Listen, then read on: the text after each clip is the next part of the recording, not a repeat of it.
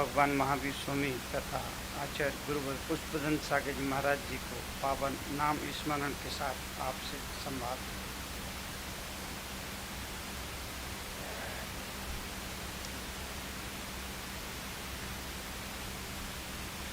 एक व्यक्ति ने सवाल किया,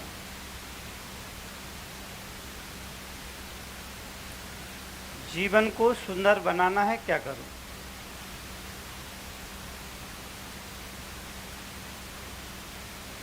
किसी ने सवाल किया,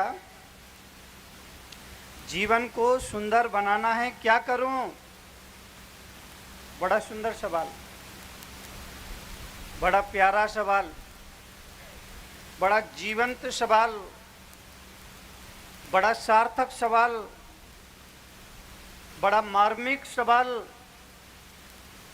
बड़ा प्राणवंत सवाल,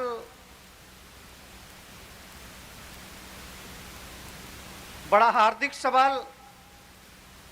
और लगे है हाथ, एक आपसे निवेदन कर दूं,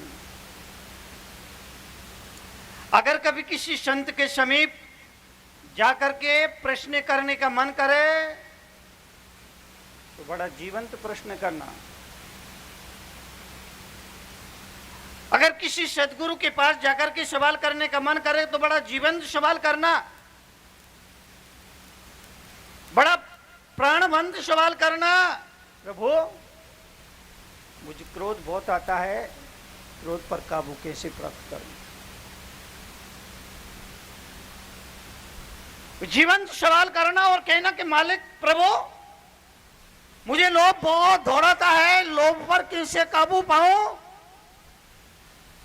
मुझे काम सताता है, काम पर कैसे काबू पाऊं? अहंकार मुझे परेशान करता है, अहंकार पर कैसे काबू पाऊं?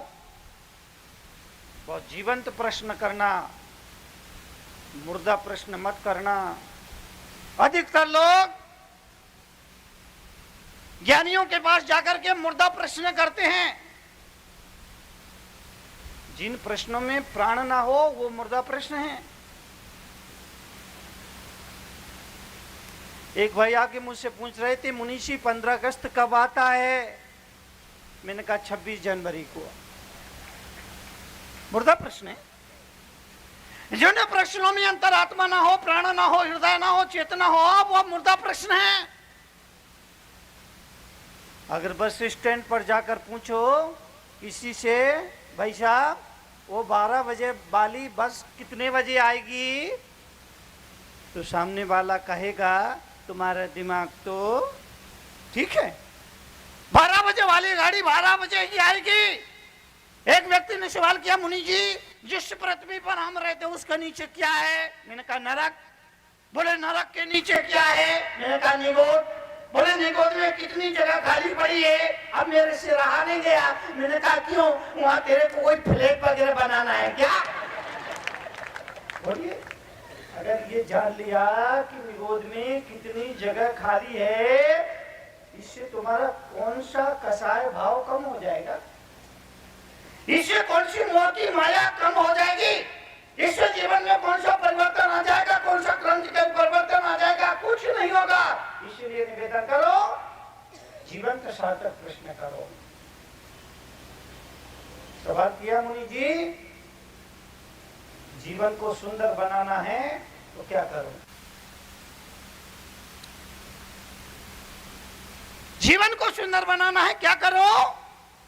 तब मैंने उस भाई से कहा, अगर जीवन को सुंदर बनाना चाहते हो तो इतना याद रखो,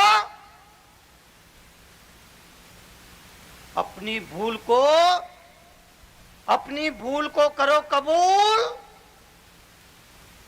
जीवन को सुंदर बनाना है तो इतना करो, अपनी भूल को करो कबूल, मन में ना रखो कोई सूल, दूसरों से हो जाए कोई भूल तो उसे जाओ भूल, जीवन हो जाएगा ब्यूटीफुल।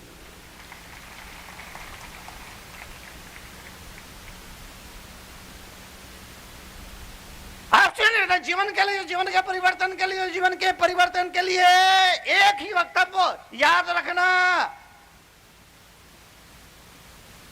अगर आप परिवार को स्वर्ग बनाना चाहते हैं, अगर अगर आप अपने परिवार को स्वर्ग बनाना चाहते हैं, एक ही वक्तव्य याद रखने जैसा है,